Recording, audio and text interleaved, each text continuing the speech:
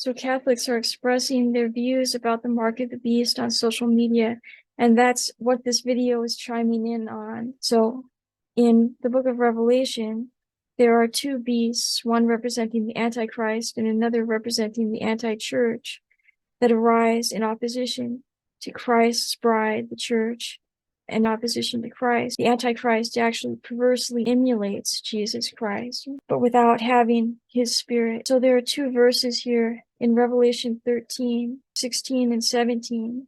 It forced all the people, small and great, rich and poor, free and slave, to be given a stamped image on their right hands or their foreheads, so that no one could buy or sell except one who had the stamped image of the beast's name or the number that stood for its name. Many of our bishops, especially Athanasius Schneider, have addressed this, and they've addressed it perhaps in the best way possible. Now, the mark of the beast has a historic as well as a future fulfillment. So that's really important to understand at the outset.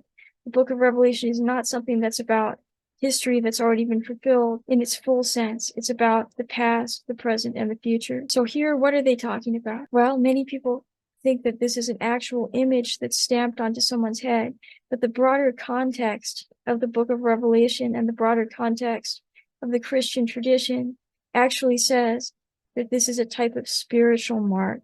So it's a way in which the evil spirits, the spirit of the beast, enter into someone's mind and body, so that marked, as Dr. Taylor Marshall says, by the actions and thoughts of the beast, they begin to imitate the beast, the Antichrist. But the Christian tradition has always had an even deeper meaning. As Dr. Scott Hahn and Hippolytus of Rome both observed, the mark of the beast is parallel to and contrasted with the seal of the living God that the angels place on the foreheads of the 144,000 from the book of Revelation. Hippolytus of Rome says that the people, the 144,000 who have received the seal of the living God, stand in for those who are baptized. So he sees the seal of the living God as a form of baptism.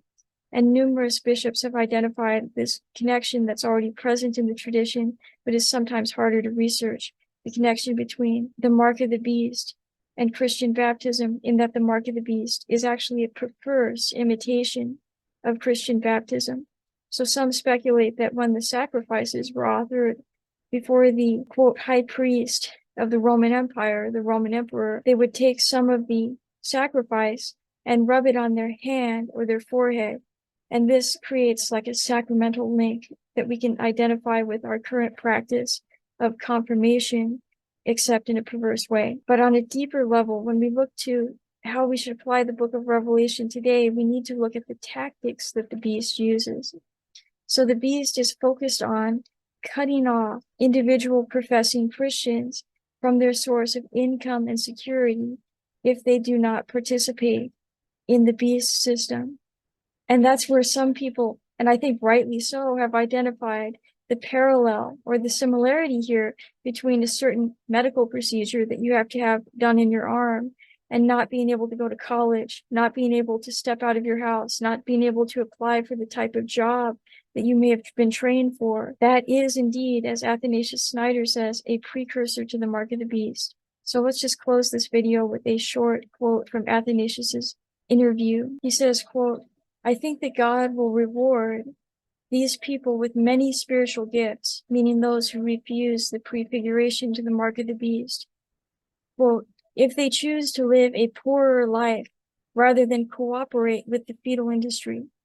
Surely they will not die from starvation. God will never permit it. This was our experience in communist time. My parents did not collaborate with the Communist Party." Close quote. He also says that this maneuver is actually establishing, quote, two classes of people, close quote, in society, those who accept this medical procedure and those that do not. I'm going to drop the link to this interview in the description below. Thank you and have a blessed day.